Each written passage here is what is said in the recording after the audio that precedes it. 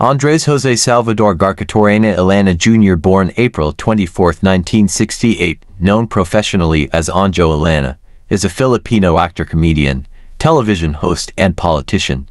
He is one of the hosts from Eat Bulaga from 1998 until 2020. Ilana, born in 1984, transitioned from basketball to acting, earning Best Comedy Actor Award in 1991.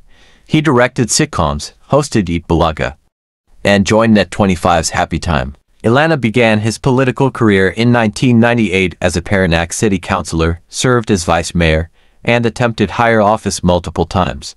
He later sought a representative position in Camarines Sur and is running for Calamba vice mayor in 2025. Ayan ang mga bandido!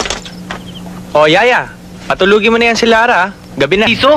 Eh, hindi naman ako namamalimos eh. Trabaho ko naman talaga ito nagbubukas ng pinto eh. Trabaho mo nga pala.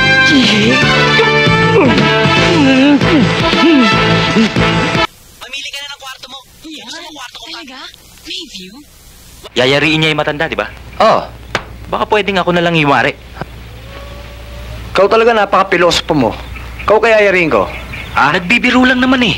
Sa mga chicks, ha? Baka naman pwedeng layapan mo ako ng isa at ako nang bahala mag-duck shot. Ay! Ano ginagawa mo dito? Ano ba? Kanina ko pa kayo hinahanap pa. Ilang buildings na... Ngayon nyo na mga pako. Naghahamon kayo, ha? Oo nga, no? Pwede ba hunahin mo ulit? Tay, bakit? Ah? Ang sakit-sakit ng bato ko eh. Naku! Patingin na natin sa doktor. Baka high blood yan. In case of brownout, ring my bell. Naintindihan? Daddy, Mami, totoo ang sinasabi ni Dr. Balyosis. Magaling. Yun na lang. Ha? Good! Pero alam mo, natatakot kasi ako. Baka mamaya balikan nila ako. Ako rin eh. Ha? Ang ibig sabihin eh, ano bang gusto mo? Medyo lang po nang lalata ako, Auntie. Pero okay na ako. Mahal nare, kung totoo po yung sinabi nila, natihaya yung ilong nung lalaki. Nabanggit mo ang taxi. Tatawagan ko si Chito at hihiram ako. Ay, siya nga pala. Ako nga pala po si Ayala. At siya naman po yung pinsan ko, si Sobel. Sarge, kami na kayo niloko eh. Kami pa yung mga kalabuso. Best friend gani. Linggo ngayon. Oh, linggo nga. Nagsimba na ako. Ano problema mo? Kasi, pag linggo, ako naman ang nagbibigay ng pera. Oh. Dahil na food. Kagagaling lang natin ng Europe. Tsaka, bakit South Africa? Ate? Hindi. Tingnan mo nga. Eh, hindi ba ito? Namalali ng panday! Di bang humarap ka sa akin, kinakausap kita eh. Ayoko. May sasabihin lang ako, sweet. Ayo. Kitang-kita ko. Pag magmando ka kanina, nung nagko-coach ka, suwabe. Ang galing mo eh. Tigilan mo na nga ako. Dadagdagan ko pa sakit ng ulo ko.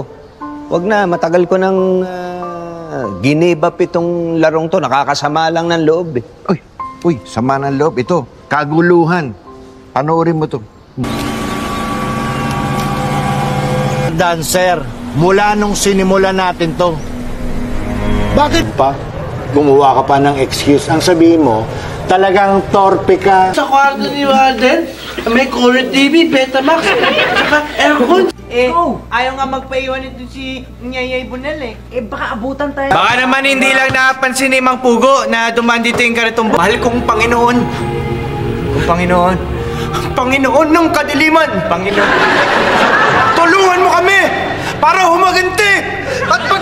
Pinagtatawanan niyo na ako, ha? Hindi, kitang-kita ko kasabot. Iba na itsura dito. Parang naging bar.